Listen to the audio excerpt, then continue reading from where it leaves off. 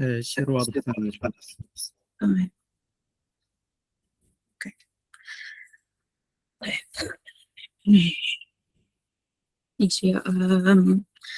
أنا رفايدة. اللي مش عارفني، أنا مدرسة مساعد في كلية حسابات ومعلومات، قسم اي اس بايوانفورماتكس. النهاردة السيشن بتاعتنا هتبقى اسمها اي اس انلوكد. هو الهدف من السيشن دي ايه؟ ان انتوا تعرفوا عن قسم اي اس اكتر، وعن التفاصيل بتاعت اي اس اكتر، ولو انت واحد في حسابات هل حابب انك تدخل القسم ده، وتعرف هل حاسس انك في شوية تفاصيل ممكن تكون بتقربك للقسم ده اكتر لما تيجي تعرف تفاصيل شغله، لما تيجي تعرف شكل الكونتنت اللي جوه هيبقى عامل ازاي. او حتى لو انت مش حاسبات، فانت هل دي حاجة ممكن تكون حاسس ان انت حابب ان انت تشتغل فيها بعد كده ولا لا. فالمفروض ان شاء الله الهدف بتاع النهارده ان ده الرود ماب بتاعتك ثرو انك تبقى ثرو الانفورميشن سيستم بروجرام، وانك تعرف عن التفاصيل عن القسم ده اكتر. طيب، فخلينا نبدأ. احنا الاجنده بتاعت النهارده هتبقى ايه ان شاء الله. اول حاجه ان احنا هنعرف هو يعني ايه انفورميشن سيستم ده، ايه الديفينيشن بتاع القسم، ايه السكوب اللي بنمشي فيه، ليه القسم ده موجود، ايه فايدته يعني. بعد كده هنعرف ايه الكور سبيشاليزيشن كورسز اللي بتتاخد سواء في كليتنا او اي كليه تانية، ايه السكيلز والتولز اللي احنا هنستخدمها، وايه الكاريرز اللي ممكن ان شاء الله اي حد يتخرج من قسم اي اس يكون شايفها او تكون موجوده، وحاليا موجوده كمان. طيب. اول حاجه يعني كويك بول كده، هو لو خلينا نتخيل كسؤال عام كده، ايه تخيلاتكم عن قسم اي اس قبل ما نبدا نعرف هو يعني ايه اي اس؟ يعني شايفين مثلا قسم انفورميشن سيستم ده من ايه؟ هل بيوصل لايه بالظبط؟ لو حد منكم حابب انه يتكلم، هحب ان انا اسمع رايه.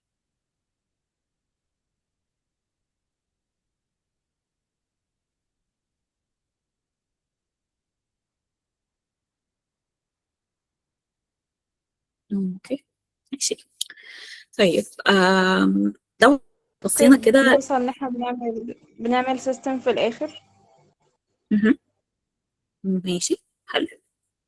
اوكي. في حد كاتب في الكومنتس مفيد جدا للشركات كبزنس. اوكي. ماشي. طيب، هو احنا لو بصينا له كده كبصه سريعه من بره، هو قسم انفورميشن سيستم ده عباره عن ايه؟ هو الهدف بتاعه او الفهم بتاعه هيوصلنا ان احنا نقدر ندمج البروجرامينج والداتا هاندلنج والبيزنس مانجمنت مع بعض. بس خلينا نفهم تفاصيل اكتر عن القسم، او بشكل اوضح نقدر نقول ايه الديفينيشن بتاعه. طيب، هو الانفورميشن سيستم ده او قسم نظم المعلومات ده عباره عن ايه؟ المفروض ان هو الهدف بتاعه الاساسي ان هو بيكونكت التكنولوجي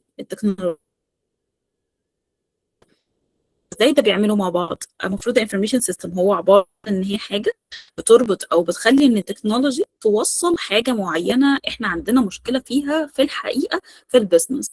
يعني بيبقى في مشاكل واضحه في البيزنس، فهم بيجي يقولوا لنا والله احنا عندنا مشكله واحد اتنين تلاته، عايزين نصلح الحاجات دي، عايزين نعرف تفاصيل اكتر. بنعرف تفاصيل اكتر من الناس بتاعت البيزنس وبنحل المشاكل دي بالتكنولوجي. زمان شويه كانت قبل ما التكنولوجي يكون ظاهره بشكل واضح، كان ممكن يكون في سيستمز الناس بتعملها على الورق. يعني بناخد ورق، نسجل ايه المشاكل بتاعت البيزنس، ونبدا كل حاجه ونهايتنا وبدايتنا تكون على الورق. نحاول نحل الموضوع ده على الورق، بس الموضوع ما كانش بيبقى افكتيف كفايه. لان الموضوع مش بيريليت بان احنا بنبص على لحظه معينه، لا احنا عايزين التايم سلوتس تفضل موجوده طول الوقت، وكل ما يزيد كل شهر حاجه جديده في البيزنس فنبدا نسيفها. فمش هينفع كل شويه امسك ورقه وابدا من البدايه دي وابدا ابص على الحاجه دي. فده بيخلينا ان احنا نروح ان هي مش جاست بروجرامينج او داتا اناليسيس. يعني هو مش الهدف الاساسي ان احنا بنتعلم برمجه فهو ده الانفورميشن سيستم، لا. هو عبارة عن intersection أو تقاطع ما بين التكنولوجي وما بين البيزنس نيدز. بنحاول إن احنا ندمج الحاجات الموجودة في البيزنس أو الحاجات اللي كانت بتتعمل على ورق دلوقتي بدأت تكون دلوقتي في التكنولوجيا، وإن احنا نشوف الدمج ما بين الحاجات دي ما بينهم وبين بعض. ففي 4 حاجات أساسية يعني information system بيعملها أو نظم المعلومات بتعملها. اول حاجه ان هي الاي اس بيبقى هدف بتاعه ان هو بيبص على او يجيب لنا سوليوشنز لاي مشكله في اي اورجانيزيشن. يعني في شركه معينه قالوا لنا ان هم عندهم مشكله في ان هم بيحسوا ان الارباح اللي داخله للشركه مش قد اللي بيطلعوه مثلا في منتجات معينه. فوقتها بيبقى هي دي المشاكل بتاعت الشركه، ان هم عايزين يعرفوا ايه الحل بتاع حاجه شبه كده. واحنا بنحاول نشوف من خلال الانفورميشن سيستم، من خلال التحليل، من خلال شويه حاجات هنعرفها قدام شويه في سلايدز، ان هي توصلنا للحاجه دي. طيب البريدجنج جابس هي بتحاول زي ما احنا قلنا من شويه، هي مش مجرد حاجه واحده بس، لا هي انترسكشن ما بين حاجات مختلفه او تقاطع ما بين حاجات مختلفه. فده بيخلينا ان احنا نشوف البريدجنج جابس. ده معناه ان احنا بنشوف ايه الحاجات المشتركه او ايه الحاجات اللي نقدر نبني ما بينهم ممر يكونوا مع بعض، وده من خلال التكنولوجيا او التكنيكال والبزنس اوبجكتيف.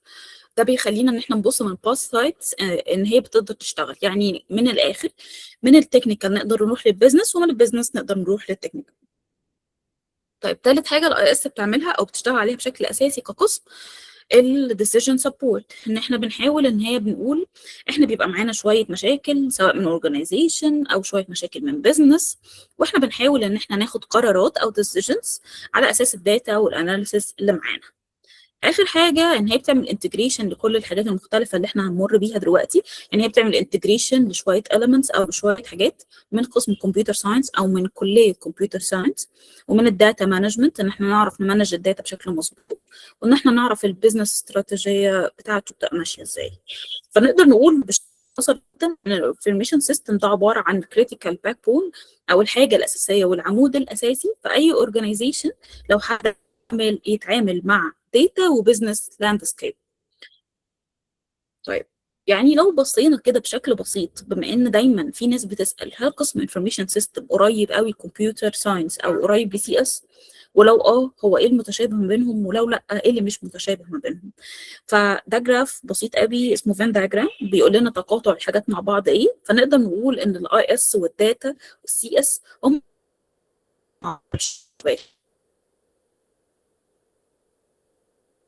وايه الحاجات اللي بتجمعهم مع الداتا. فاحنا نقدر نقول ان الاي اس والداتا الاثنين بيبقوا مجتمعين في ان هما الاثنين بيبقوا شغالين على التكنولوجي دريفن سوليوشنز. يعني ايه؟ او بيشوفوا اي مشاكل كانت موجوده في اي اوبريشن في اي اورجانيزيشن، اي تحديات بتحصل وبيشتغلوا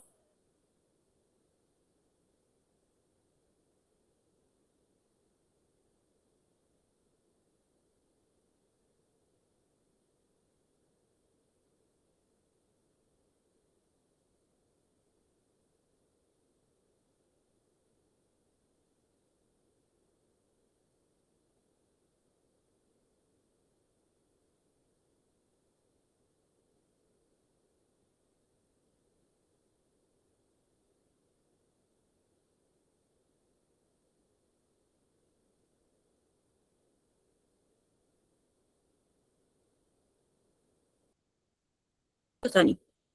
طيب بالنسبه للكمبيوتر ساينس والداتا ايه المتشابه ما بينهم؟ ان هم بيكونوا بيعملوا سوفت وير ديفلوبمنت وتكنيكال سيستم ديزاين. يعني قسم كمبيوتر ساينس صوت اطفال لو هو كده اشتغل. تمام. اوكي. الحاجه اللي بتجمعنا ما بين كمبيوتر ساينس والداتا ان في هي بتكون مسؤوله عن السوفت وير ديفلوبمنت والتكنيكال سيستم ديزاين. وده معناه ايه؟ من كلمه سوفت وير ديفلوبمنت ان هي بتكون اكتر حاجه مسؤوله عنها الامبلمنتيشن، وخصيصا البرامج المعقده في الكمبيوتر ساينس. طيب ايه اللي بيجمع الثلاثه مع بعض؟ ودي حاجه مهمه قوي ان احنا نكون عارفينها، ان هي بتعمل انترسكشن او تقاطع للتكنولوجيا والبزنس والداتا انسايتس في نفس الوقت. احنا الهدف بتاعنا لما نيجي ندمج شويه اقسام مع بعض او شويه فانكشناليتيز من اماكن مع بعض، ان يكون التكنولوجيا موجوده والبزنس عندنا موجود، وان الداتا انسايتس وان احنا نوصل لحاجه معينه تكون بتريليت بالداتا من خلال الثلاثه مع بعض. بس لحظه واحده هحتاج ان انا اكون شايفه يعني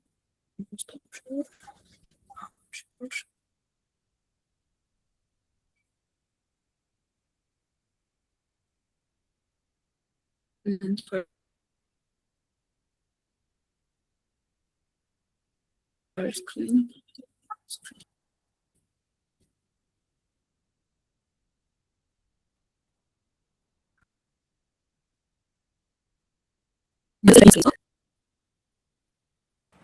هي حاليا اشتغلت هذا. نعم. اشتغلت تمام. اوكي طيب. اوكي طيب، فده يخلينا ان احنا نشوف هو why it matters، او ليه في حاجه اسمها information system، او لما الناس قرروا ان هم يكون في حاجه اسمها نظم معلومات ويحطوا تحته شويه مواد ويحطوا ليه شويه functionalities، والناس دي في الاخر بتشتغل شغلانه معينه. ده ليه بنقول ان القسم ده موجود؟ اول حاجه عشان احنا بنبقى عايزين solutions، بنبقى عايزين حلول. اوقات كتيره قوي بنبقى عايزين نشوف حل المشاكل بتاعه البيزنس بتتعمل ازاي. فاكتر قسم بيعرف يرد على الحاجه دي هو الانفورميشن سيستم. تاني حاجه الكونكشن، هو بيعمل كونكشن مع القسم الاي تي، وخصيصا مع اقسام البيزنس، بحيث ان هو بيحاول يعرف هو ايه المشاكل اللي في البيزنس اللي عايز يحلها. ثالث حاجه الافشنسي، ان هو الهدف بتاعه ان هو عايز يكون بيصلح اي مشاكل كانت بتبقى موجوده زمان على الورق. زي ما اتفقنا من شويه، زمان كان السيستمز ممكن تكون على الورق، وده ما كانش بيبقى صح حاجه.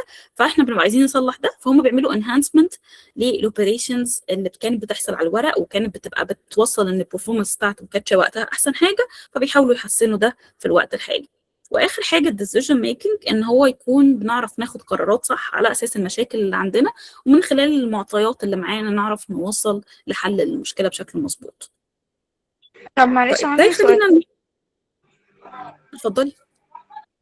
هو انتي قلتي ان هو بيحاول يحل مشكلة، اي حاجة كنا بنعملها على ورق بيخليها زي ديجيتال كده. طيب بيخليها مظبوط. ديجيتال زي مثلا بيتعلم مثلا تراك ايه؟ يعني مثلا بيتعلم ويب ولا داتا ولا ايه عشان يخليها ديجيتال وكده؟ بصي، هو احنا هنتكلم ده كمان كام سلايد قدام، لو حسيتي وقتها ان الموضوع مش واضح ممكن نبقى نوضحه اكتر. اوكي ماشي. ف... فهنيجي نبص هنا ان يعني ده مثال بس صغير قوي، ان الحاجه دي هنشوف زمان كانت عامله ازاي ودلوقتي كانت عامله ازاي. ده ريتيل انفنتوري مانجمنت سيستم. ويعني ايه انفنتوري؟ يعني مخازن. فزي ما انتم شايفين احنا كاننا في صيدليه، الصيدليه دي فيها المخازن، ده مخزن صيدليه، يعني فيه الادويه والحاجات دي كلها كحاجات لسه مش موجوده في الصيدليه.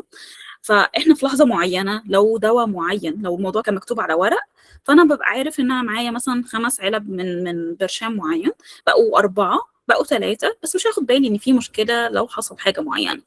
في حين ان انا لو دلوقتي في الوقت اللي احنا فيه كانفورميشن سيستم، بدانا ان احنا نعلم الناس ان في حاجه اسمها اكسل شيتس، او في حاجه اسمها داتابيز، حط فيها الداتا بتاعتك، وكل ما انت تاخد منهم علبه معينه، ابدا اعمل ماينس، او ابدا دوس على الكويري دي بس، وهو هينقصها باي ديفولت لوحده، بحيث ان يبان شويه فيجوالز بالشكل ده. ومن خلال الفيجوالز اللي موجوده بالشكل ده هيكون في علامه حمراء معينه بتدل ان الستوك او ان المخزن بتاع برشام معين او بتاع دواء معين ده قرب يخلص. فخلي بالك انت محتاج تجيب زياده، لا اما هتضطر ان انت تفضل مستني، وده ممكن يسبب لك خساره معينه كمخازن او كصيدليه لو انت ما عملتش الموضوع ده. فده هيوضح لنا ان زمان لما الدنيا كانت بورق، هي اكيد كانت افكتيف، ولكن كانت بتوصل للحظه معينه وممكن نستنى ايام واسابيع، وان الستوك بتاعت حاجه معينه مش هتكون موجوده لانها قلت قوي عندي وانا ما كنتش واخد بالي من بدري ان هي قلت. في حين ان دلوقتي بقى موجود حاجات ديجيتال ممكن تبعت لك الارتس، ممكن تبعت لك ان في انذارات ان انت محتاج تبص على حاجه معينه، او ان الحاجه دي بتخلص فانت محتاج ضروري تجيب غيرها. وكمان على اساس بقى اي حاجه تانية بنتكلم على فلوس معينه، ارباح معينه، اكون مدرك كل الحاجات دي اول باول، مش استنى المحاسب يجي يقعد معايا ويفهمني هو ايه اللي راح وايه اللي جه مني. انا مجرد ما انا بعمل له سيستم وهو بس هيدوس على شويه كليكس معينه، الحاجه دي بتنقص عنده، هنقصها في السيستم، فهيبين له قدام ان ايه اللي بيحصل، او اللي كمان حصل ده حصل في انهي تايم بالظبط. طيب فخلينا نقول ان في شويه مسكونسبشنز او في شويه مشاكل بتبان عند الناس بتاعت حسابات، بالذات الناس الصغيرين او اي حد من بره حسابات ونفسه انه يدخل او يشتغل في حاجه تبع حسابات، بيبقى عنده مسكونسبشنز او عنده اختلاطات في الامور على بعض. اول حاجه، هل قسم اي اس هو بالظبط كمبيوتر ساينس او قسم سي اس ولا لا؟ وده هنعرفه كمان كام دقيقه. تاني حاجه، هل لازم اكون شاطر قوي في البرمجه وفي كل المواد بتاعت البرمجه اللي هتبقى معقده فيما بعد، هل لازم اكون شاطر فيها قوي قوي عشان اعرف اشتغل في الحاجه دي؟ وثالث حاجه، هل في كاريرز وشغلانات خصيصا للناس بتاعت انفورميشن سيستم او شويه حاجات الناس متعلماها في انفورميشن سيستم، ولا مفيش غير شغلانه واحده يعرف يشتغلها الشخص ده؟ طيب، فخلينا هنا نقول ان السبجكتس بتاعت الانفورميشن سيستم سواء في كليتنا او في اي كليه ثانيه بيبقى هدفهم، او اي حد حابب كمان يتعلم في قسم نظم معلومات عشان يشتغل شغلانتها، لازم بيكون عنده 3 محاور معينه بيشتغل عليها. اول حاجه اللي هي الفاونديشن، والفاونديشن هنا بيشتغل على البروجرامينج، بيعرف البرمجه. تاني حاجه لازم يكون عارف داتابيس. تالت حاجه لازم يكون عارف سيستم اناليسيس عشان نقدر يتحكم في السيستم ويعرف يبني التكنيكال كود. فده بيبقى في الغالب في سنه تانية او بيبقى في بدايه الكليه.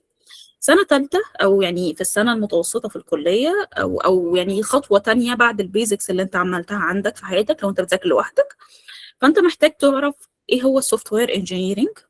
محتاج تعرف على الاقل حتى لو نبذه مختصره يعني ايه نتوركس، ومعنى النتوركس ايه، وازاي شغاله من جوه. وثالث حاجه بروجكت مانجمنت عشان تبقى عارف ان انت تمانج البروجكت بشكل مظبوط. يودينا في الاخر خالص الايه سبيشاليزيشن او ايه المواد اللي بتخليك تعرف تتخرج وتشتغل في الشغلانات بشكل مباشر. الداتا مايننج، ومن خلالها ممكن تعرف البيزنس انتليجنس، والبيج داتا موجود اوريدي جواها البيزنس انتليجنس برضو. السكيورتي عشان تعرف تخلي الاب بتاعك ما يحصلوش اي مشكله او اي هاكينج، وانك تعرف ازاي تحول الاب بتاعك لويب سايت، او يكون عندك ويب سايت تعرف تعرض عليه شويه حاجات مختلفه، ما يكونش مجرد حاجه عندك ديسكتوب ابلكيشن او شويه كود معين عندك، ولكن هو ما تحولش جي اي. فالمفروض انك بتتعلم ويب او اي انترفيس عشان لو عايز تحول الحاجه دي لويب سايت بعد كده. طيب، فبشكل عام هتلاقوا المواد اللي بتتاخد، او لو انت برضو بتذاكر لوحدك وحابب تبص على حاجه اكتر، فدي الحاجات الاساسيه اللي انت محتاج تركز عليها. اول حاجه الانفورميشن سيستم، والانفورميشن سيستم او فاونديشن، ماده الفاونديشن اوف انفورميشن سيستم دي هدفها ايه؟ هو احنا يعني ايه انفورميشن سيستم اصلا؟ يعني ايه انفورميشن الاول، وازاي بنحول الانفورميشن دي السيستم في الاخر الناس تقدر تستخدمه. التطور بتاعها بيكون في الداتابيس، ان هو كل اورجانيزيشن او كل شركه او كل مؤسسه لازم يكون ليها في الاخر الداتا بتاعتها بتشيلها في مكان معين كداتابيز او كاي حاجه من الحاجات دي.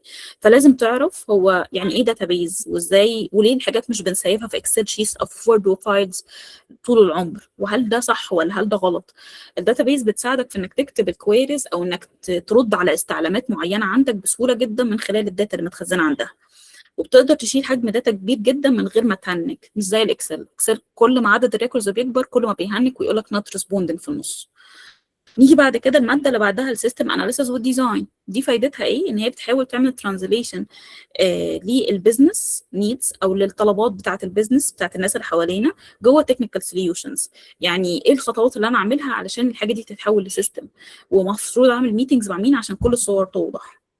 عندنا برضه في حاجه اسمها بروجكت مانجمنت، ودي الهدف بتاعها ان يحصل بلانز ودليفرز للاي اس بروجكتس، وان احنا نعرف ايه التايمنج لكل فئه وكل خطوه من الخطوات، البادجت اللي انا هحتاجها لكل خطوه من الخطوات ايه، امتى محتاجه اتكلم مع المدير، امتى محتاجه اتكلم مع البيزنس، امتى محتاجه اتكلم مع الديفلوبرز عشان البروجكت يكون مظبوط، امتى بوريهم البروتوتايب الاولاني عشان اتاكد ان ما بعمله صح ايه بالظبط، وهكذا. بعد كده عندنا الداتا كوميونيكيشن، ودي هدفها ان انت تعرف ايه الفرق ما بين يعني او التعامل ما بين الداتا والسيستمز ازاي، من اسمها كده داتا كوميونيكيشن، ازاي بيحصل كوميونيكيشن. بعد كده عندنا من الحاجات المهمه قوي، حتى لو انت مش عايز تكمل في البرمجه بعدين او تبص على مواد برمجه اصعب، فانت محتاج يكون عندك معرفه بالاوبجكت اورينتد بروجرامينج عشان تعرف الفاونديشن بتاع الكود والبرمجه بتاعت اي حاجه سيستم. لما يجي يقول لك شويه تفاصيل صغيره تبقى عارفها، مجرد ما انت تبقى عارف اوبجكت اورينتد هتعرف ترد على اسئله كتير. وبعد كده عندنا الكمبيوتر نتوركس، دي بتخليك انك تعرف ازاي تورجنايز الحاجات بتكونكت مع بعض ازاي. والسوفت وير انجينيرنج دي بتخليك انك تعرف تبص على السيستمز والسكيلز بتاعها، وازاي بنخلي ان في اب كامل يطلع للبرودكشن او يطلع للناس بعد كده. طيب، في سنه رابعه او في الماده بتاعت التخرج، يعني سنه التخرج في الغالب، او لما بتحب تيجي تشتغل في الغالب بتحب تركز على جزء من الاجزاء بتاعت المواد دي، او المواد دي بتفتح لك فكر هو انت عايز تكمل في انهي تراك من التراكس الموجوده في وشك. اول حاجه الداتا مايننج والبيج داتا. دي بتبقى بتقول لك ازاي بتتعامل مع داتا حجمها كبير جدا جدا جدا، وانهي داتابيز بتنفع مع حجم الكبير بتاع الداتا دي، وبتخليك تعرف ازاي تاخد ديسيشنز، وفي الاخر ممكن تبني داشبورد او تبني جي اي اي حد يعرف يستخدمها على اساس الداتا الكتيره اللي بتكون موجوده، اللي كل مره بتزيد، كل فتره بتزيد، لان الشركه بيدخل لها داتا جديده فاحنا بندخلها في الداتابيز بتاعتنا. تاني حاجه الادفانسد داتابيز والداتابيز ادمن، ودي بتخليك انك تعرف تمانج وتعرف سكيور، يعني تعرف اكتر من الداتابيز فاندمنتالز اللي كانت موجوده من شويه، تعرف ازاي ممكن تخلي الداتا بتاعتك سكيور، ازاي تخلي الداتابيز بتاعتك سكيور، ازاي تعمل حاجه اسمها فيوز تخلي جزء معين من الناس يبص على حاجه معينه وجزء من الادمنز يبصوا على حاجه تانية، وهكذا. كل ده من نفس الداتابيز اللي عندك. في الويب انفورميشن سيستم، ودي بتخليك انك تعرف عنها الويب اكتر، ازاي بتعمل ويب سايت، وهل هدفك ان والحاجه اللي تحب تتعلمها انك تطلع ويب سايتس تفيد الناس، مش مجرد حاجه انت عارف انك تشتغل بيها لوكالي على جهازك بس. بعد كده عندنا decision support، من اسمها كده انك هي تحاول تخليك تدعم القرار او تقول قرار معين هيناسب الشركه على اساس شويه requirements او شويه معطيات بيدوها لك الشركه. بعد كده عندنا الاي اس استراتيجي والمانجمنت، ودي من هدفها كده من برضه اسمها استراتيجي، ان انت بتحط استراتيجي معينه للبيزنس عشان تتاكد البيزنس ده يشتغل ويجيب جين ويجيب ارباح ازاي. عندنا بعد كده الانفورميشن اشورنس والسكيورتي، وده معناه ان هي ازاي هحمي السيستم بتاعي ما يحصلش اي هاكر باي شكل. وهيومن كمبيوتر انتراكشن، ده بيبقى هدفها ان انت تتعامل، الناس تتعامل ازاي مع الكمبيوتر في الوقت الحالي. وفي الاخر خالص في حاجه اسمها اي كوميرس، ودي ان هي بتوريك ازاي لو انت عايز تشتغل مع حاجه تسويق او ازاي بتعمل ويب سايتس الناس بتشتري منها حاجات بالكاردز، ازاي بتتعامل مع الموضوع ده من اول خطوه لحد اخر خطوه. فخلاصة أو تشبيها للمواد اللي فاتت، فاحنا المفروض الحاجات اللي احنا بنبقى عايزين نتعلمها ايه؟ محتاجين نبقى عارفين داتابيزز كويس قوي، محتاجين نبقى عارفين سيستم اناليسيس، محتاجين نعرف داتا اناليسيس، وده من خلال البيج داتا والداتا مايننج اللي انت هتاخدهم. محتاجين تبقى عارفين نتورك عشان تبقى عارف ازاي حاجه شغاله من جوه، ازاي تعرف السيستم بيفكر ازاي من خلال السيستم اناليسيس والبروجكت مانجمنت والكولابوريشنز، ازاي هنخلي الناس تحل المشاكل دي. فدي التولز اللي في الغالب بنتم استخدامها في الوقت الحالي. الداتابيز الناس دايما بتستخدم سيكوال سيرفر او ماي سيكوال، عندنا اوراكل، عندنا برضو مونجو داتابيز على حسب ايه الداتابيز اللي بتتناسب مع نوع الداتا اللي معاك. عندنا البي اي تولز او الحاجات اللي بنستخدمها دايما في الداتا اناليسيس، عندنا باور بي اي وعندنا تابلو. عندنا في الانتربرايز ازاي الحاجه او ايه السوليوشن بتاعنا اللي بيقول لنا شويه حاجات عن الاورجنايزيشن اكتر، الاي ار بي وحاجه اسمها سي ار ام. وعندنا بالنسبه للبروجكت مانجمنت فاحنا بنستخدم اي تول بتعرف تعمل تراكنج للبروجكت. في ناس بتستخدم مايكروسوفت وورد عادي جدا، في حاجه اسمها مايكروسوفت بروجكت، ده بتساعدك في انك تحط تايم لاين للبروجكت وتقسم الحاجات بشكل صح، ولو في تاسكس بيحصل لها بارلل مع بعض، لو في تاسك متقسمه من تاسك فبيوضح لك الموضوع ده بشكل اكتر. طيب فده بيخلينا نعرف هو ايه الفاليو بتاعت انفورميشن سيستم او ليه الانفورميشن قسم انفورميشن سيستم مهم. فده لثلاث اسباب اساسيين. اول حاجه عشان التكنيكال والبزنس، ان انفورميشن سيستم بيكون عباره عن لينك مهم قوي ما بين التكنولوجي وما بين البزنس. اكتر ناس بتكون فاهمه في البزنس فغالبا هم بيبقوا اي اس، وبتحاول ان هي تعمل في الاخر فيجواليزيشن للموضوع ده بشكل او باخر، وبتوصله او بتعمل درايفنج للحاجه دي للشركات بشكل واضح. مالتيبل كارير باس، احنا زي ما احنا هنشوف كمان كام دقيقه، احنا الناس ممكن تشتغل تشتغل بزنس اناليست، الناس ممكن تشتغل سيستم اناليست، ممكن يكون بيشتغل بروجكت مانجر، ممكن يكون حاجات مختلفه، وممكن ويب ديفلوبر. والهاي ديماند ان احنا عندنا ان هو من كتر ما ان الحاجات بقت معتمده على التكنولوجيا بشكل واضح دلوقتي، فاحنا بنبقى عايزين الناس تكون بتكونكت ما بين الداتا وما بين السيستمز والتكنولوجيا. فمهم قوي ان الشخص يكون فاهم داتا كويس قوي ويكون فاهم تكنولوجيا بشكل مناسب. طيب بالنسبه لانواع الشغلانات اللي موجوده في الوقت الحالي، فاول حاجه عندنا البيزنس اناليست. اتفضلي. كنت بقول عايز اسال سؤال. هو انا حسب ما فهمت ان احنا عادي ممكن نجمع بين اي اس وتراك الويب، تمام؟ انا اصلا ويب وفي نفس الوقت عادي اي اس بس في الكليه بس. فكنت وصلت انا عامه تمام فرونت اند رياكت، يعني خلاص يعتبر بفنش. تمام. يعتبر انا كده الاتنين عادي ولا يعتبر ويب كده بس؟ لا انت اوريدي يعني ويب واي اس، وانت لسه كمان قدامك الاوبشنز. يعني قدام ممكن تعرفي لما ان شاء الله تاخدي مواد متعمقه اكتر، هتلاقي ان انت ممكن تحطي حاجه زي الداتا اناليسز او الداشبوردز او الحاجات دي، ازاي ممكن تحطيها جوه الويب عندك، خصوصا انك فرونت اند فانت بتاع الديزاين، فانت هتعرفي تحطي ده مع ده. فلا هو انت مش جاست ويب ديفلوبر بس، انت تقدري تحطي حاجات تانية في نفس الوقت. انا جربت موضوع الداشبورد ده، لذيذ فعلا. اوكي لذيذ. اوكي ماشي. ف فالبزنس اناليست او يعني دي الشغلانات اللي هتلاقوها دلوقتي بقى كتير قوي قوي على لينكد ان، وكتير قوي في وظف والحاجات المختلفه دي. يعني وده اللي في الغالب الناس بتحاول تريكومند وتروح له يعني.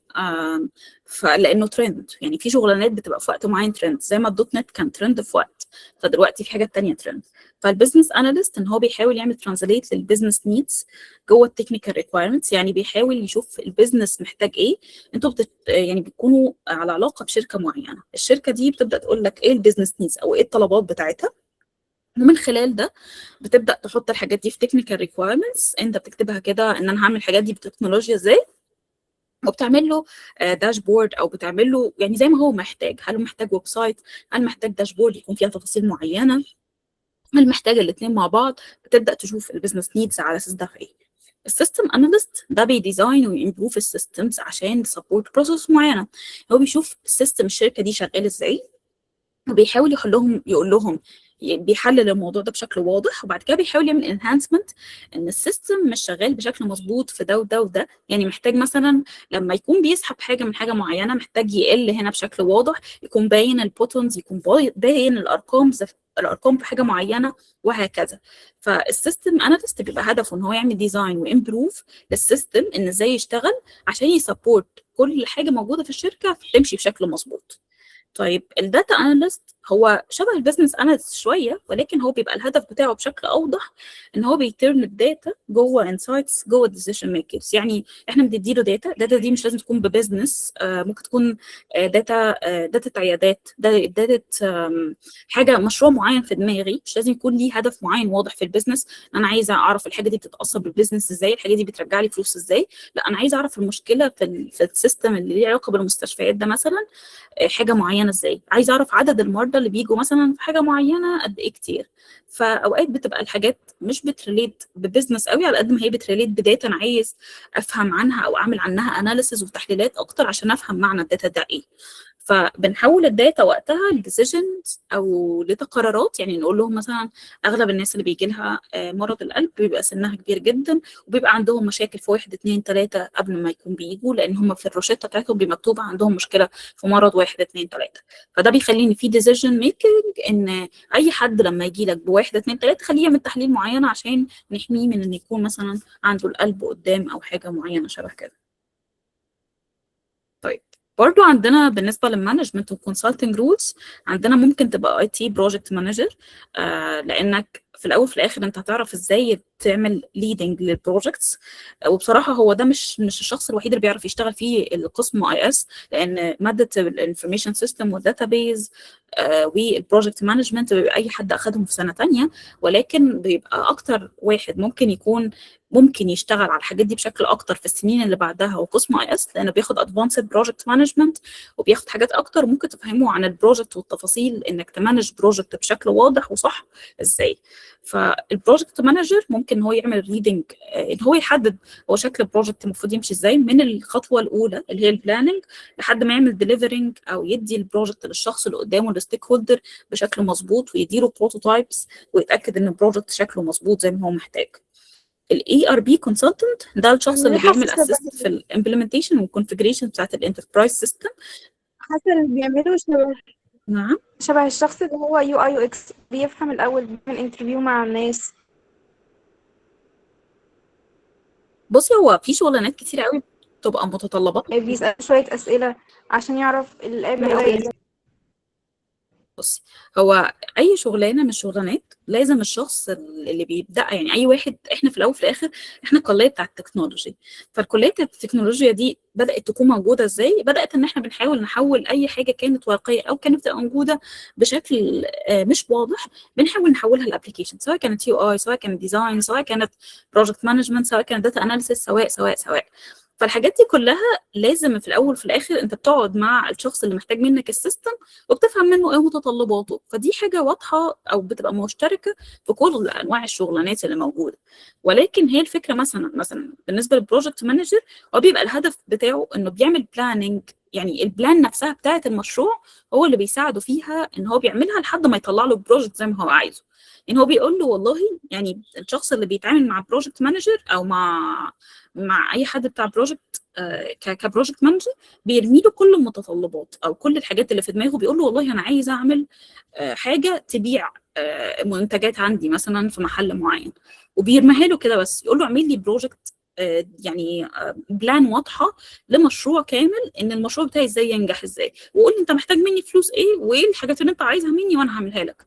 فبيبدا يفكر معاه اصلا من الاول، هو ايه الداتا اللي انت عايزها مني، ازاي اديك الداتا دي، عايز شكلها ازاي، ايه الفلوس اللي معايا اللي هعرف استغلها في البروجكت، وهكذا.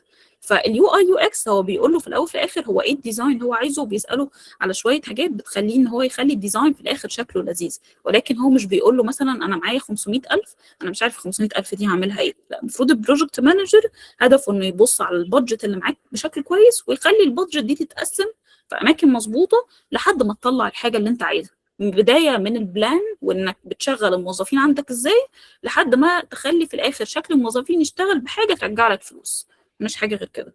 هل الرد على السؤال وضح لك؟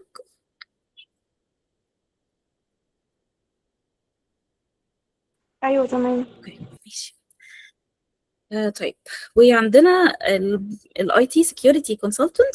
ده بقى الناس لما ان شاء الله تاخدوا في سنه رابعه سكيورتي هتعرفوا ان في ناس بتحب تشتغل في السكيورتي، بس ان هي ازاي تعمل سكيور للداتا بتاعه الناس، او لو اي حد حصل له هاكينج في السيستم بتاعه قبل كده، فهو المفروض الشخص ده بيشتغل على ازاي بيعمل بروتكت وسكيور للسيستمز دي، ازاي بيعمل هاشنج وبيعمل شويه حاجات معينه بتخلي الكلام متشفر بشكل معين، محدش يوصل له بسهوله ومحدش يعرف يعمل هاك بسهوله. دي حاجه من الحاجات المهمه جدا جدا في الشركات.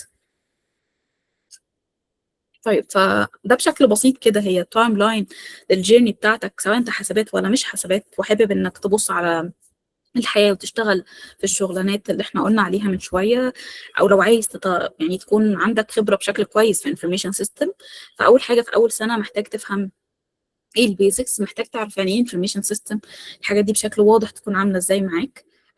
على الاقل اساسيات الداتابيز حتى لو انت ما تعرفهاش قوي، بس تبدا تركز عليها في سنه تانية. سنة تانية تبدأ تتعلم التولز، زي انك ازاي تتعامل مع الاكسل صح، ازاي بتحول الاكسل لداتابيز، وهل ينفع يتحول الموضوع بشكل بقى بسيط ولا لا. بتعرف ايه البيزكس في كل حاجة، وايه التولز البسيطة اللي ممكن نستخدمها في حاجة شبه كده، وازاي في البروجكت مانجمنت بنستخدم مايكروسوفت بروجكت او اي حاجة متشابهة مع الحاجة دي.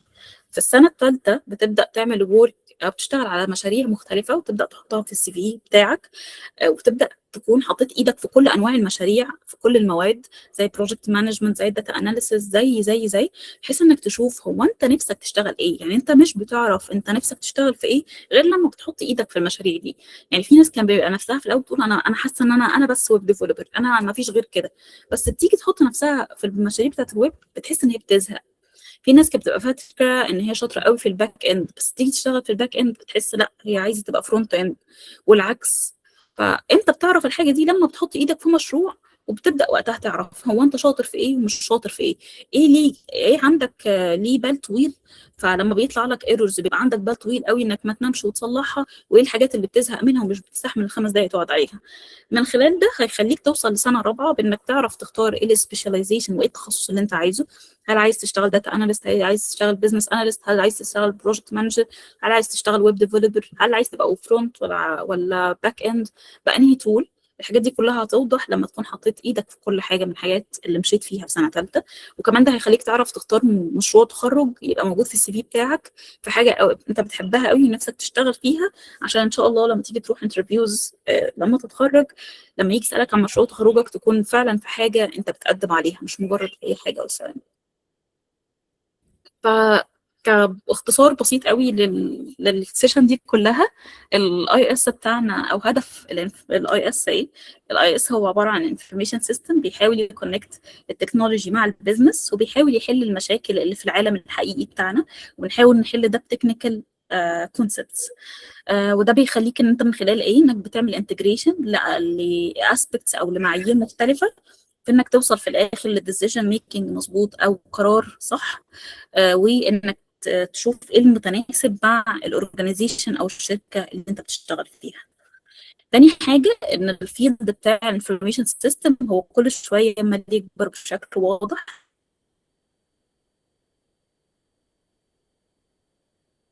يعني البيزنس اناليست والداتا اناليست البوزيشن دي ما كانتش موجوده من سنتين فاتوا، بداوا يظهروا قوي الفتره دي.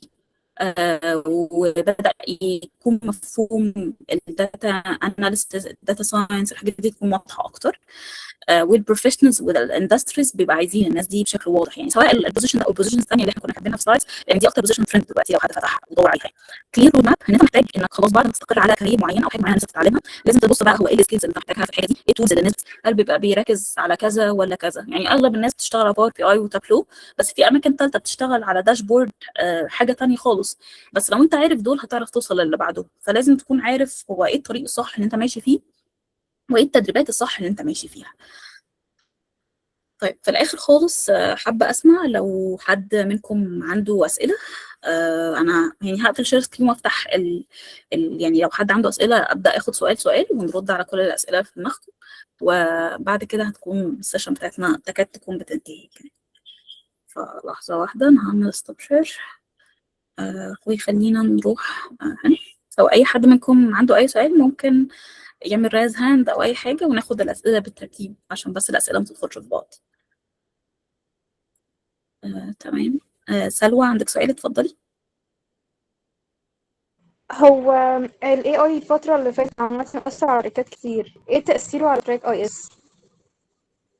بصي يعني هو هو اتفضلي كملي على سؤالك. كنت قصدي يعني ان هو لسه مطلوب عادي ولا ايه نظامه؟ ولو في ماتيريال نتعلم معظم البيزكس اللي انتي قلتيها دي، لو تبعتنا على الجروب هيكون حلو قوي. تمام ماشي اوكي. طيب بالنسبة لل AI هو بدأ يسيطر وبدأ يبص على البوزيشنز ولا؟ بصي هو ال AI ماشي بدأ يبص على البوزيشنز، بس ما فيش أي شركة قررت إن هي عايزة ال AI هو اللي يشتغل على الشركة بتاعتها بس، أو بيخلوا مكان أشخاص AI. هي كل الفكرة بس إن هما بيحاولوا يقللوا عدد الأشخاص في أي شركة. يعني لو في 10 كانوا بيشتغلوا هيبقوا 7، بس في الأول في الآخر مفيش حد قرر إن ال AI هتبقى مكان بيرسونز حقيقيين. ده ما حصلش. هو الفكره بس ان هم ليه اصلا عامه برضو عشان تبقوا مش قلقانين زياده، هم ليه بيمشوا الناس وبيخلوا مكانهم AI، او ليه بيخلوا ان في AI مع الناس دي؟ لان هو بالنسبه له سبع اشخاص كويسين جدا يبقوا معاهم AI، مثلا يشتروا لهم اي حاجه برو زي كلود او اي حاجه شبه كده، ويكون معاهم الماتيريالز دي بفلوس، بحيث ان يخلصوا لهم المشاريع في وقت اقل. ده هيبقى احسن من ان يكون في ناس مش كفاءه موجوده في الشركه. طيب هل الموضوع بدأ يأثر على البوزيشنز بتاعت الداتا اناليست او الديفلوبر او لا؟ هو كل الفكره بس انه الموضوع بدأ يكون افكتيف في ان المشروع بدل ما كان بيخلص في 20 يوم بدأ يخلص في 10 ايام او في 5 ايام باستخدام الاي اي تولز. فده بيخلي الشركات لما تيجي تسألك او لما تيجي بتدخل لهم انت الشركه وبتسألهم عن اي حاجه في الانترفيو، بيسألوك هل انت بتعرف تستخدم الاي اي صح؟ يعني هل بتخلي الاي اي يعمل لك المشروع من اول للاخر؟ في اوقات كتير بيبقى الريكويرمنتس مش مظبوطه في المشروع. ولا هل بتعرف تكتب برومبت صح يخلي الاي اي يكتب لك جزء معين من الكود صح، وبتراجعه وراه فبتتاكد ان هو مظبوط فبتبدا تحطه في الكود بتاعك. فدي الفكره. هل الاي اي يعني فردا على سؤالك، هل الاي اي بدا ياثر على الشغل بشكل واضح؟ فلا، ولكن هو بدا يقلل البوزيشنز للناس اللي مش بتعرف تستخدم الاي اي. ده رقم واحد. والناس اللي معتمدة على AI بشكل كامل في حياتها، فالناس دي في الغالب مش بتعرف تعدي في الانترفيوز بأحسن شكل من الأشكال. بالنسبة للانترودكشن أو إن يكون في تفاصيل بسيطة عن كل حاجة من الحاجات اللي احنا اتكلمنا عليها، إن شاء الله هحاول أعمل برزنتيشن أو يعني هحط لكم برزنتيشن فيها ريفرنسز وتولز وأبعتها لكم إن شاء الله، وحد يبعتها لكم الشبكة.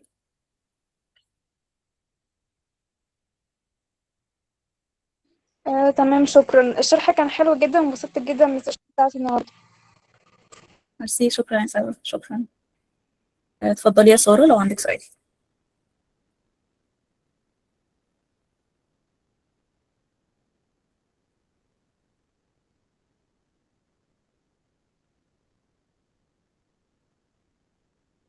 سارة، هو انت عاملة ريز هاند بس انا مش باين عندي مايك. كده تمام، اتفضلي.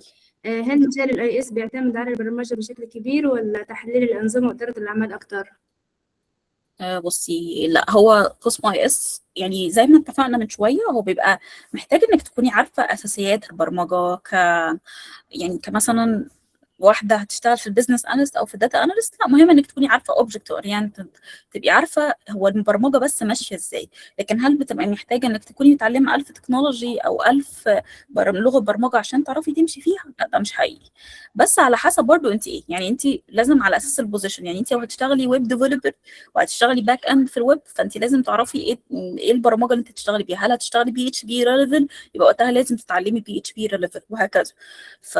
فوقتها بيبقى على حسب ايه البوزيشنز. بس اغلب البوزيشنز اللي احنا اتكلمنا فيها زي السيستم اناليست، زي بروجكت مانجمنت، زي الداتا اناليسيس، لا، هو مهم انك تكوني عارفه الاساسيات بتاعه البرمجه، بس مش لازم كل التغويط في البرمجه. تمام، ماشي. تمام يا ساره. تمام. احمد محمد عبد الراضي، عندك سؤال؟ اتفضل.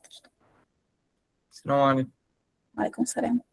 لو سمعت، هو أنا دلوقتي مثلا في أولى ورايح تانية مثلا، أنا تمام. بسمع عن مثلا كل مجال، بس إزاي أعرف إن أنا ماشي في المجال ده، أو يعني هخش المجال ده إزاي يعني؟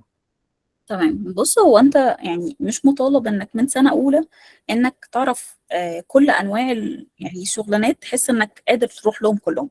هو في الغالب في سنه تانية ان شاء الله هتبدا تعرف شويه تفاصيل اكتر على الداتابيز، على البروجكت مانجمنت، على الانواع المختلفه من الكورسز.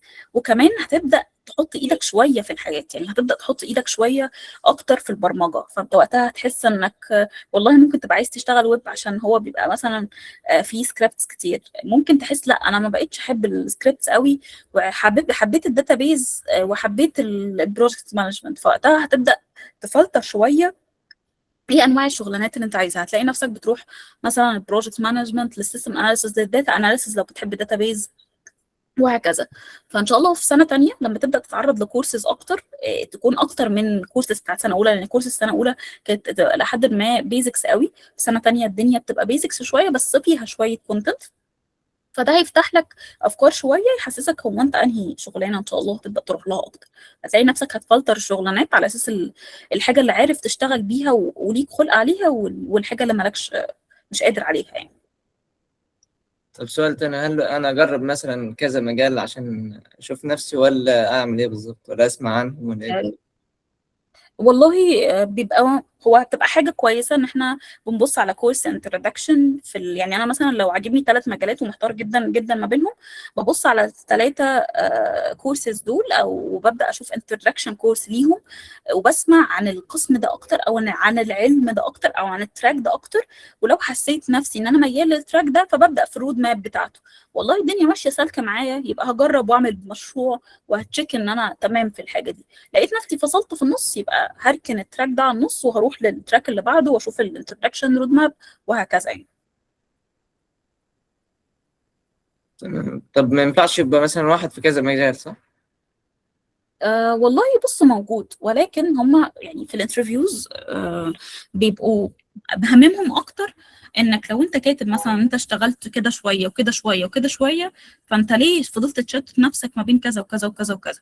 فما فيش مشكله انك تشتغل في اكتر من مجال، بس انا رايي انك ما تشتغلش في اكتر من حاجتين. يعني اخرك حاجتين عشان يكون المشاريع بتاعتك كبيره وكويسه كفايه تثبت انك شاطر في الحته دي، اكتر من انك واخد ورده من كل بستان زي ما بيقولوا. تمام، شكرا لحضرتك. عفوا. مي، عندك سؤال؟ اتفضلي.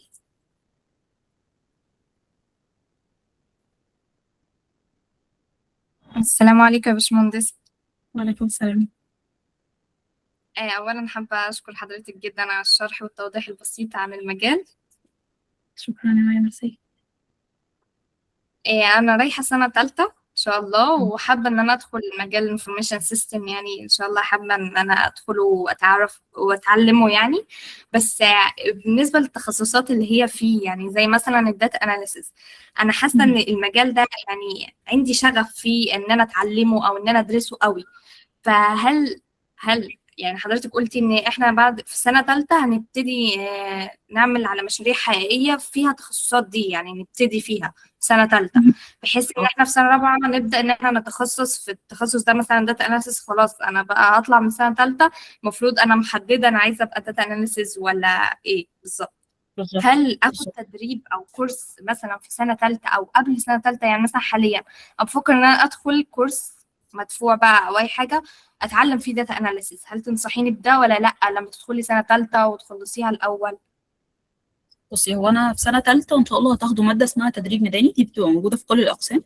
والتدريب الميداني ده يعني دلوقتي الكليه بدات تتيح ليكوا ان انتوا ينفع تاخدوا تدريب في مثلا في NTI او ITI او في اماكن تانية، اي شركه يعني الدكتور خالد او وكيل الكليه بيوافق عليها.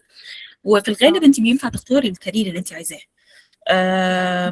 او رواد زي مثلا وكاتبه، او يعني اي حاجه من الحاجات دي. فالحاجات دي اوريدي بتكون فعلا موجوده، وانا حاسه انك مش محتاجه تدفعي فلوس في كورسز دلوقتي بصراحه.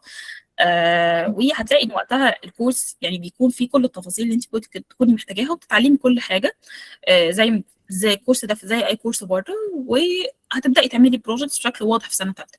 لو حسيتي والله هو الكلام ده ان شاء الله بيبقى في سنه ثالثه الترم الاول يعني.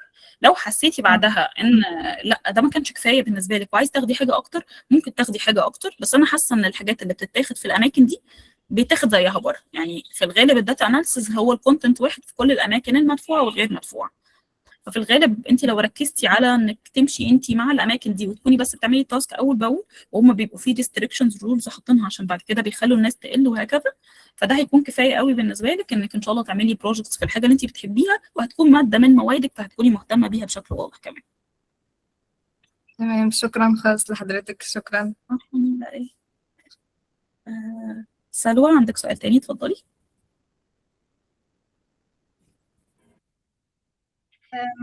طيب هو انا رايحه رابعه السنه دي وكده. انا اشتغلت على بروجكت حقيقيه كرياكت عامه وكيو اي اكس.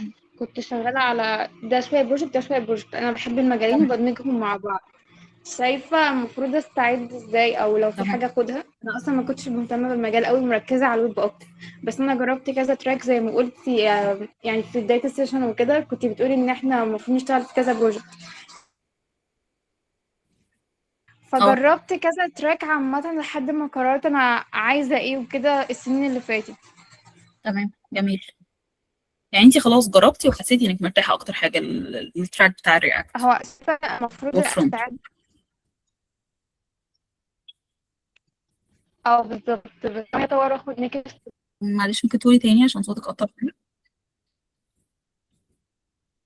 برضه. اه فأنت شايفة المفروض في حاجة تانية أخدها جنبهم؟ وكنت واخدة سيكوال قبل كده برضه ومعايا لا، الأساسيات والحاجات دي كلها. حاسه ان لا، انت مش يعني كنت طالما انت قلت لك الحاجات خلاص دي المفروض بداتي أخدها، كنت تجربي. واخدة. هو غالبا في لاج ما بيني وما بينك. كنت بقول لك ان يعني انا رايي انك لا، طالما خلاص يعني اشتغلتي على بروجكتس مختلفه في اكتر من حاجه، وحسيتي ان انت هي دي الحاجه المهاله لها، وانت ان شاء الله داخله سنه رابعه، فانت ان شاء الله هتدخلي مشروع تخرج. ففي الغالب خليكي مسؤوله عن الجزء بتاع الفرونت او رياكت في البروجكت بتاعك. وحاسه ان لا، يعني هو رياكت ستيل موجود في السوق، وستيل الناس بتبقى عايز تشتغل في الحاجه دي. فانت طالما دي اكتر حاجه مياله لها، فلا يعني ادي وقتك للحته اللي انت اشتغلتي فيها مشاريع كتير وارتحت لها خلاص، مش محتاجه تضيعي وقتك في حاجه تانية.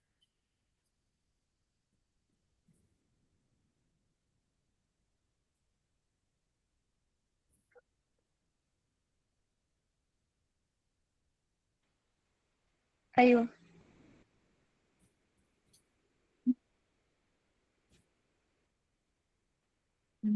اوكي. اوكي. طيب.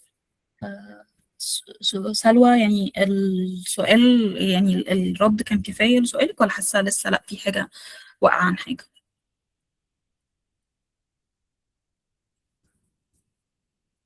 اوكي. طيب سارة عادل اتفضلي.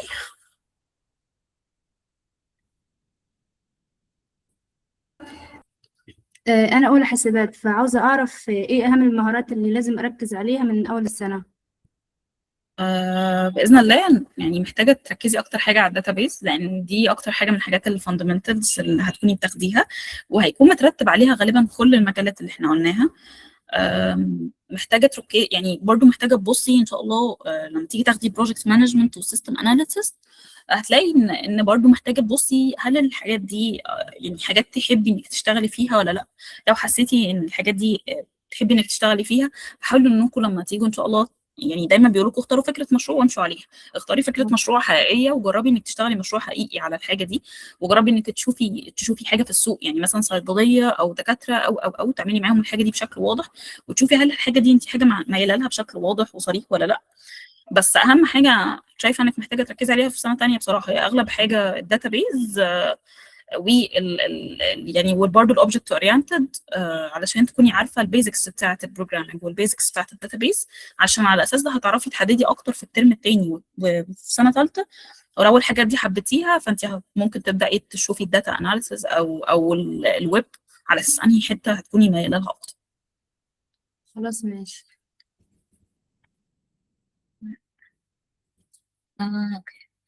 هو ثانيه تمام. انا بقيت هل اي تي اي 9 شهور احسن ولا كورس مدفوع بعد التخرج؟ والله انا شايفه ان اي تي اي 9 شهور حاجه كويسه بصراحه، ودلوقتي اصلا في شركات كتيره جدا جدا بتطلب ان انت تكون يعني اي تي اي از بلس، يعني بيبقوا بالنسبه لهم لما تيجي تدخل انترفيو حاجه معاك اكسترنال وحاجه جامده معاك انك تكون معاك اي تي اي.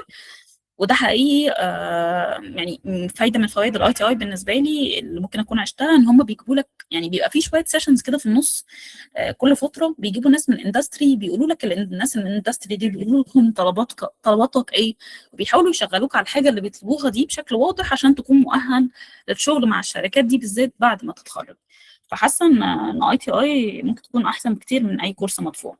يعني الكورسات المدفوعه في الاماكن كويسه كفايه ومحدش يقدر يقول عليهم حاجه للامانه، ولكن ببقى حاسه يعني جرب اي تي اي، لقيت ان في حاجه معينه نفسك تركز عليها اكتر وما خدتهاش يبقى وقتها بص على كورس معين فيها.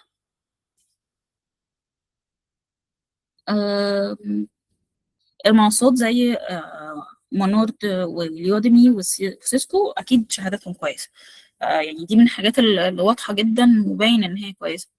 بس هو في حاجه مهمه برضه، يعني جنب اي شهاده من الشهادات اللي انت بتاخدها بيبقى مهم قوي انك تكون متاكد انك فاهم الكونسبت ده بشكل واضح. يعني هو بالنسبه لهم اكيد جميل انك تاخد شهاده في كورس داتابيز فاندمنتالز، بس لما اجي اسالك في داتابيز واقول لك اعمل كويري معينه بشكل بسيط وتكون واضحه وانت مش عارف تعملها، وقتها بيحسوا لا هو ده معناه انك بتحط شهادات بس. فمهم قوي لو هتاخد سيسكو او يوديمي او اي حاجه مكان من اماكن ايا كان هو نوع ايه، انك لو اخدت اي شهاده بس تكون مدرك كويس للحاجه دي مش اكتر. تمام فل. بس لا يعني سيسكو عامه ويوديمي الحاجات دي شهاداتهم كويسه يعني.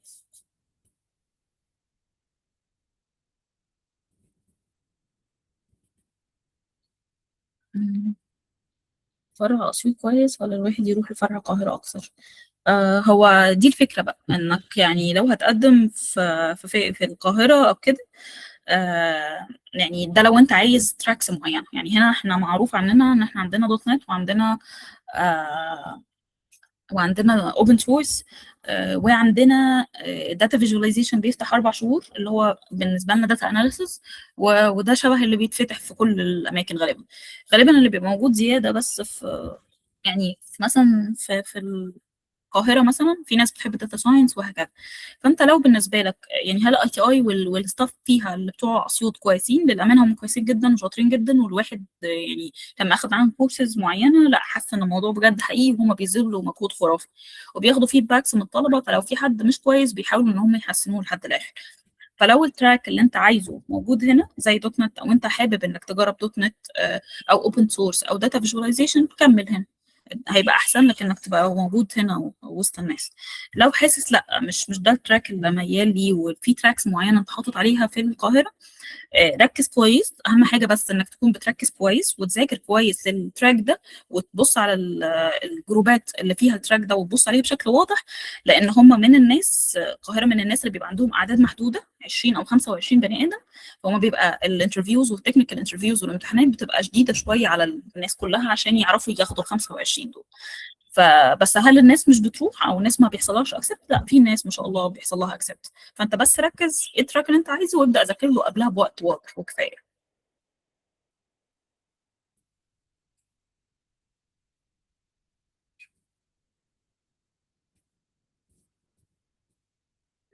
هل في اي حد منكم عنده اي سؤال تاني؟